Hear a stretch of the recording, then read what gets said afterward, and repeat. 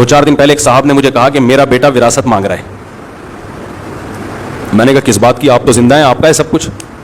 कह रहे नहीं, बेटा भी बीवी भी पीछे पड़े हुए हैं, हमें हमारा हिस्सा दो. तो मीटर शॉर्ट होता है फिर.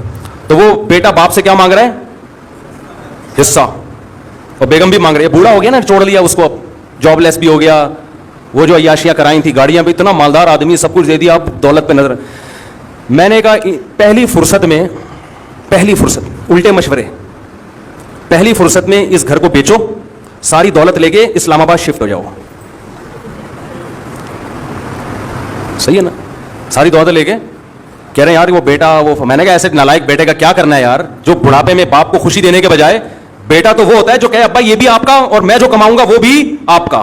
हमने ऐसे नेक औलादें भी देखी हैं, जब जॉब लगी है तो अब्बा के हाथ में लाके तनख्वाह पकड़ा दी है कि अब्बा ये आपकी वजह से, आपने पढ़ाया, आपने हम पे खर्च किया, ये छत आपने दी, मेरी मां को तहफ्फुज आपने दिया, जिसकी वजह से उसने इज्जत से मुझे पाला है. मुझे नहीं चाहिए पैसा, ये सब किसका है? आपका है. ये आप, हमारा नहीं है. ये हमारे शेख हजरत मुफ्ती रशीद अहमद साहब के वालिद ने जिंदगी में विरासत तकसीम कर दी और 80 साल उनकी उम्र थी. इत्तेफाक से उन्होंने एक और निकाह कर लिया 80 साल की उम्र में. बोलो भाई, एक और निकाह कर लिया. अल्लाह की कुदरत, उससे औलाद पैदा हो गई, बेटा हो गया उससे. तो अब इनको ख्याल आया कि इस बेचारे का तो कुछ बचा ही नहीं है, तो सब तो मैं बांट चुका हूं. सब बेटों को बेटियों को बुलाया कि भाई देखो, मैं दोबारा से तकसीम करना चाहता हूं, जिस जिसको मैंने हैंड ओवर किया है अपनी खुशी से मुझे जो जो वापस करना चाहे. हजरत फरमाते हैं हमने कहा अपने वालिद से कि ये जो आप कह रहे हैं ना कि अपना अपना माल, जो अपने प्लॉट वापस कर दो, ये हमारे अपने नहीं है.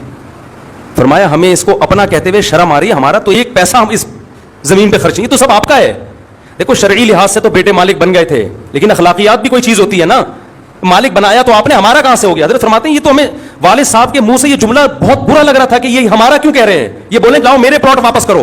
जो गैरतमंद औलादें होती है उनका एटीट्यूड ये होता है कि बाप ने जो चीज दे दी उसको भी बाप का माल समझ रहे हैं, अपना नहीं समझ रहे. जो बेशरम औलादें होती हैं वो बाप से हिस्सा मांग रही होती हैं.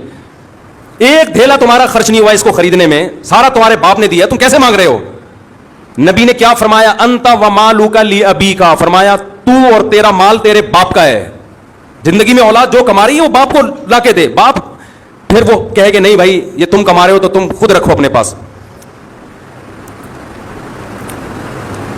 तो वो अब्बा कहने लगे कि जो बेटा है ना वो यूं कर रहा है, तंग करके रखा हुआ है और ऐसे कर रहा है. मैंने कहा आपने क्यों फ्री कराया हुआ इतना?